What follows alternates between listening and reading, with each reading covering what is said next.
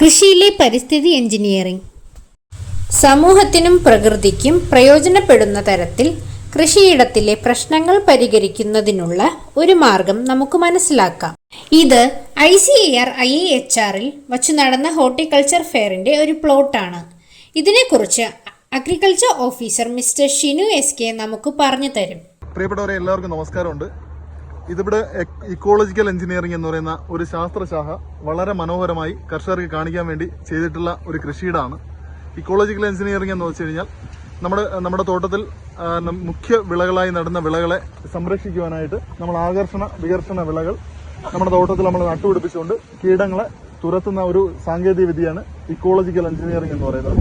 ഇപ്പോൾ അതിന്റെ ഭാഗമായിട്ട് ചോളം ചെടികൾ, നമ്മുടെ മേരി ഗോൾഡിന്റെ ചെടികൾ, തുളസി, അതുപോലുള്ള പലതരത്തിലുള്ള ആകർഷണ വികർഷണ വിളകൾ നമ്മൾ നട്ടുപിടിപ്പിക്കുന്നു. ഈ ആകർഷണ വിളകൾ എന്ന് പറഞ്ഞാൽ ചില വിളകൾക്ക് കീടങ്ങളെ ആകർഷിപ്പിക്കാനുള്ള ശേഷിയുണ്ട്. ഉദാഹരണം, നമ്മുടെ തോട്ടത്ത് സൂര്യകാന്തി പൂക്കൾ നട്ടു കഴിഞ്ഞാൽ, നമ്മുടെ മുഖ്യ വിളകൾ നടുന്ന തോട്ടത്തിന് ചുറ്റും സൂര്യകാന്തി പൂക്കൾ നട്ടു കഴിഞ്ഞാൽ ആ സൂര്യകാന്തി പൂവിന്റെ നല്ല ഭംഗി കണ്ട് ആകർഷിച്ച് കീടങ്ങൾ ആ സൂര്യകാന്തി പൂവിലേക്ക് വരും. അതിന് ഒരു ആകർഷണ വിളയാണ്, അട്രാക്റ്റീവ് ക്രോപ്സ് എന്നാണ് നമ്മൾ ഇംഗ്ലീഷിൽ പറയുന്നത്.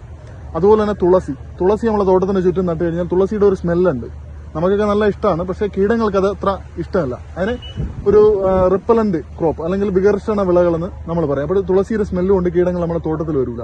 അതുപോലെ തന്നെ ചോളം ചെടികളും നമ്മൾ തോട്ടത്തിന് ചുറ്റും നമ്മൾ നട്ടുകൊടുത്തു കഴിഞ്ഞാൽ നമ്മൾ കീടങ്ങൾ ചോളം ചെടിയിലേക്ക് ആകർഷിക്കുകയും നമ്മൾ ആദായത്തിനായി നടന്ന മുഖ്യ വിളയ്ക്ക് സംരക്ഷണം കൊടുക്കാനും കഴിയുന്നതാണ്.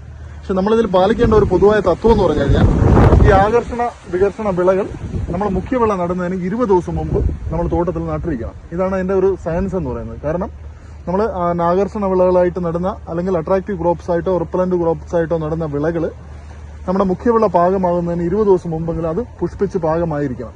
അപ്പോൾ എല്ലാ ജീവികൾക്കും ഭക്ഷണമാണ് ആവശ്യം. അപ്പോൾ ഭക്ഷണം തേടി കീടങ്ങൾ ഡെവലപ്പായ എന്ന് പറഞ്ഞാൽ ഫ്ലവറിംഗ് സ്റ്റേജ് കഴിഞ്ഞ് കായായ ക്രോപ്സിലേക്ക് ആകർഷിക്കുകയും അങ്ങനെ നമുക്ക് ആ വിളകളിൽ മാത്രം മരുന്നടിച്ചുകൊണ്ട് നമുക്ക് മുഖ്യ വിളകളെ സംരക്ഷിക്കാൻ കഴിയും. അങ്ങനെ കീടങ്ങളുടെ സ്ട്രെങ്ത് നമ്മുടെ കൃഷിയിടത്തിൽ പരമാവധി കുറയ്ക്കുക എന്നതാണ് ഇക്കോളജിക്കൽ എഞ്ചിനീയറിംഗ് എന്ന ശാസ്ത്ര സാങ്കേതിക വിദ്യയിലൂടെ ഉദ്ദേശിക്കുന്നത്.